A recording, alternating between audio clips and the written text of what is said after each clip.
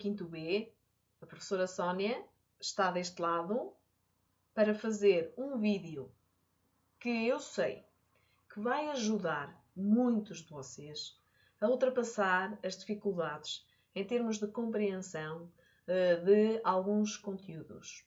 E como hoje, na nossa aula, nós realmente abordamos um assunto novo no sentido em que já tínhamos estudado a influência dos fatores do meio, dos fatores abióticos na morfologia e no comportamento dos animais, hoje estudamos na nossa aula de ciências a influência dos fatores abióticos nas adaptações morfológicas das plantas.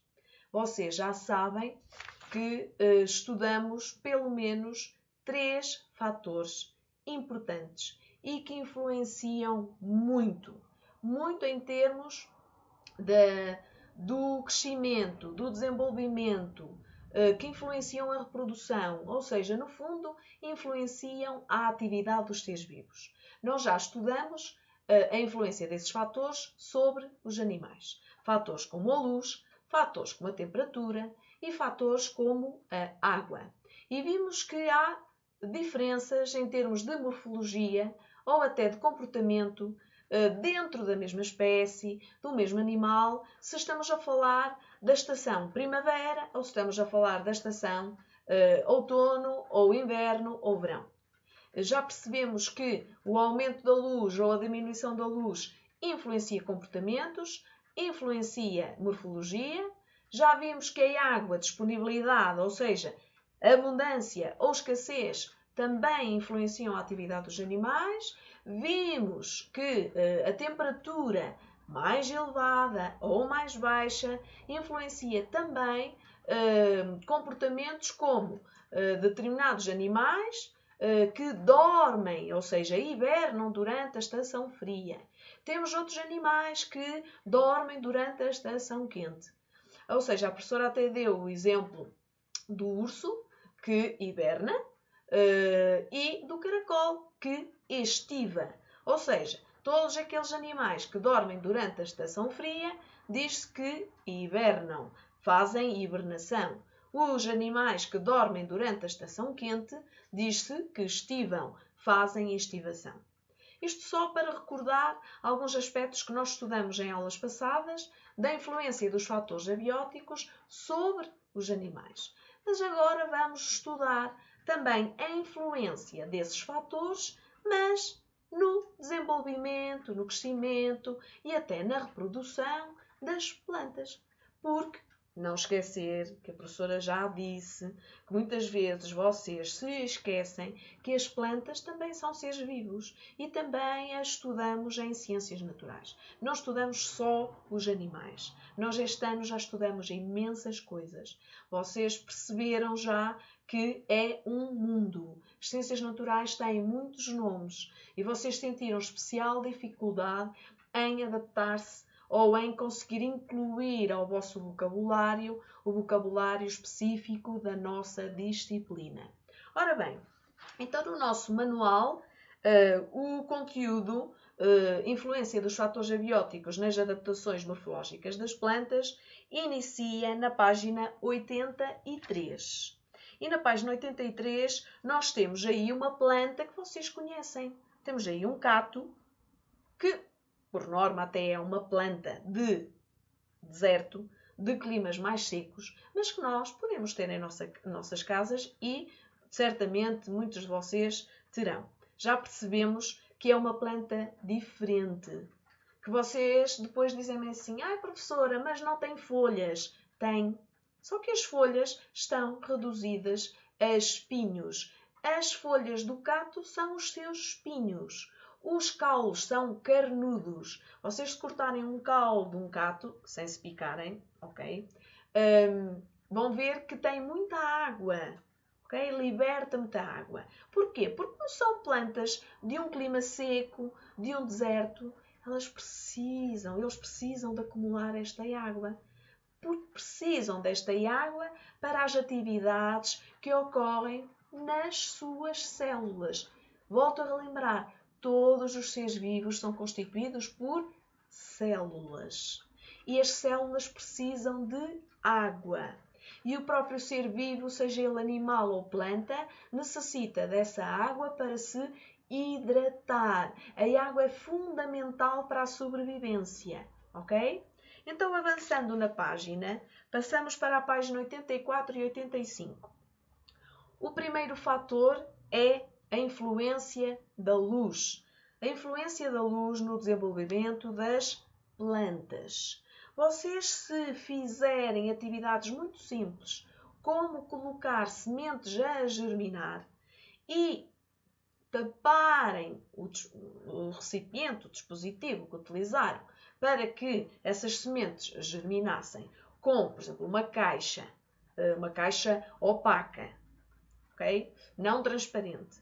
Mas imaginem que vão fazer lá assim um furinho nessa caixa opaca. Passado uns dias, se vocês retirarem a caixa opaca, vão ver que as sementes germinaram e que têm uma determinada orientação.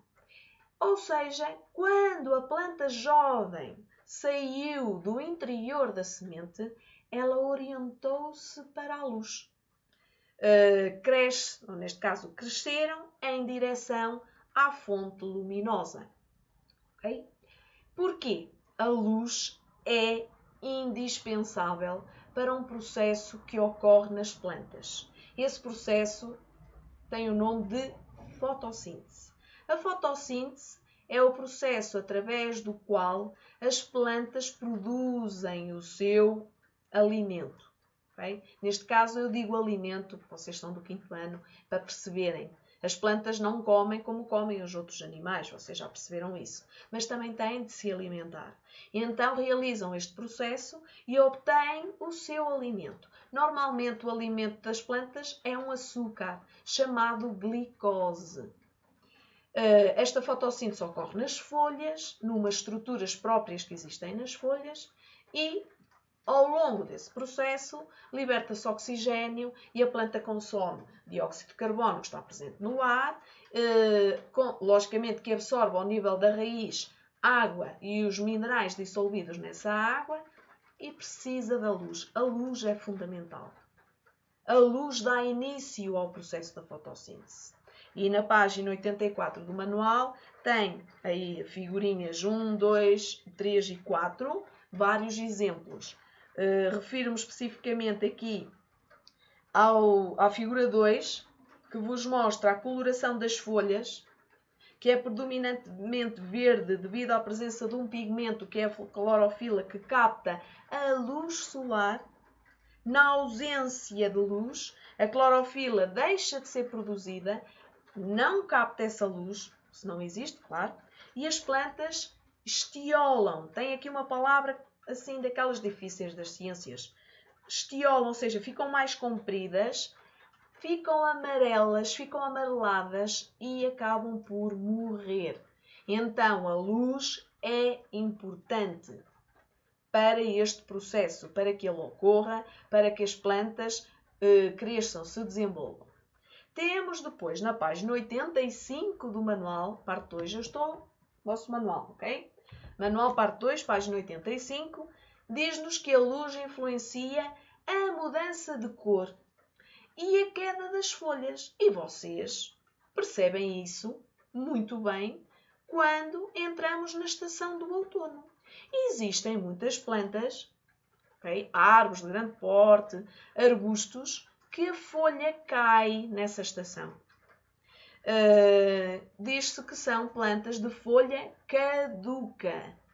Ou seja, vou recapitular, as árvores, arbustos, ou seja, plantas em que a folha cai na estação, por exemplo, do outono, diz-se que são plantas de folha caduca.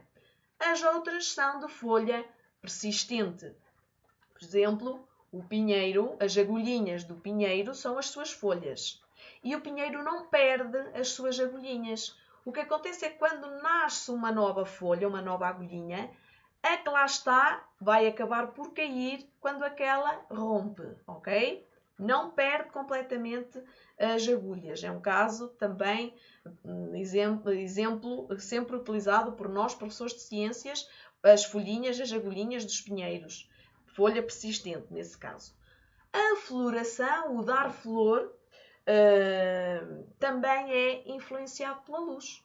Então agora já estamos a falar de outra estação primordial para a floração, que é esta que nós estamos a atravessar, que é a primavera.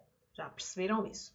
Mas temos sempre os ses das ciências. Já vos disse que nas ciências não é sempre tudo norma, ok? Há sempre exceções. Normalmente acontece assim, mas há ou animais, ou plantas, ou outros seres vivos que se comportam de outra forma. Então, continuamos na página 85, temos aí classificações, por assim dizer.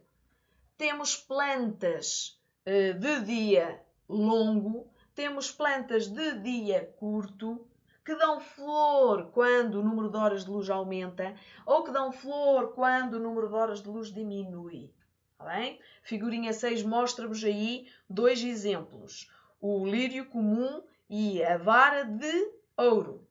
E diz assim na legenda: o lírio comum, que está a florir agora, há muitos por aí, iguais a estes, é uma planta de dia longo, que floresce no início do verão, primavera, verão. A vara de ouro é uma planta de dia curto, floresce no final do outono. E existem outras plantas que são plantas ditas de indiferentes. Nem são de dia longo, nem são de dia curto.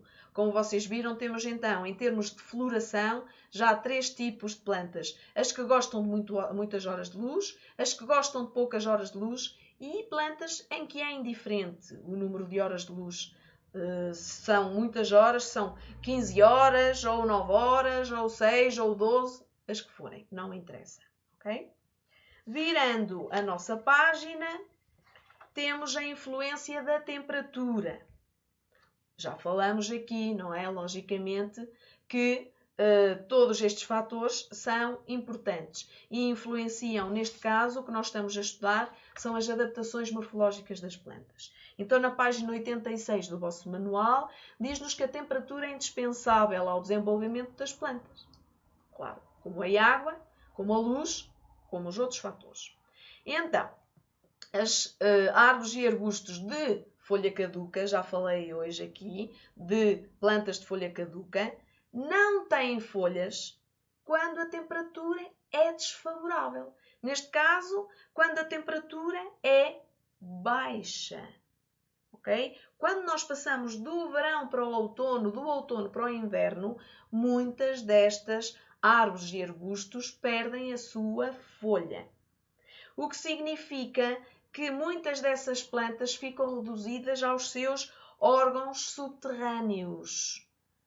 E na figura 7, em cima vocês têm o exemplo de uma árvore de folha caduca, têm o exemplo de uma árvore de folha persistente, ok? Vocês têm o carvalho negral, que é de folha caduca, a folha cai na estação desfavorável. O cedro dos Himalaias mantém, se repararem, a imagem de cima é igual à imagem de baixo. Depois temos tulipas, feto negro, papoila, batateira.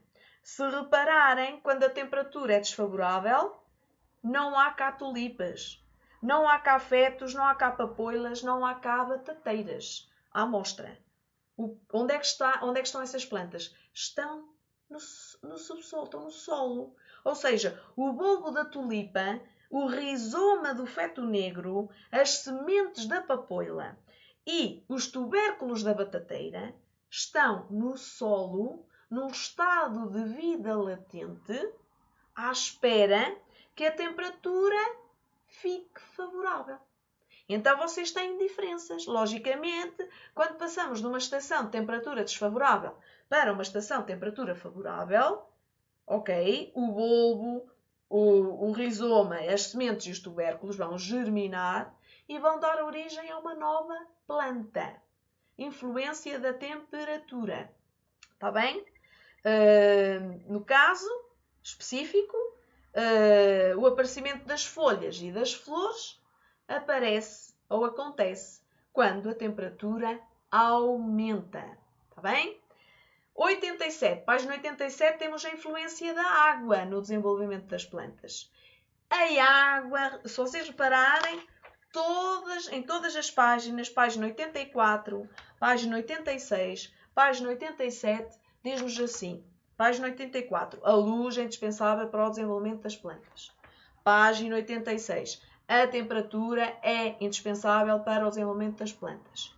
Página 87. A água é indispensável no desenvolvimento das plantas. Estes 3 fatores são indispensáveis para o desenvolvimento das plantas. Relativamente à água, temos então aí na página 87 as figuras 8, 9 e 10, que vos mostram situações diferentes.